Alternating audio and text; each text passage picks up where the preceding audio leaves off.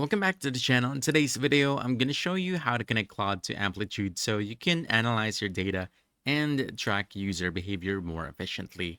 Now, let's get started. So first, open your Claude and click this plus icon. Then you want to choose Add Connectors. And from here, this is where you can connect to different apps. What you need to do is simply look for Amplitude. There we go. And then click this plus icon. After that, choose your region, then hit continue. Then you'll be asked to log into your Amplitude account and approve access.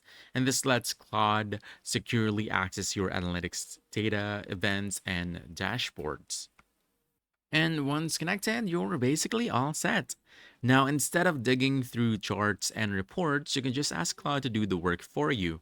For example, you can say, show me user growth this month, or analyze drop off in my funnel, and Claude will instantly pull insights from your Amplitude data.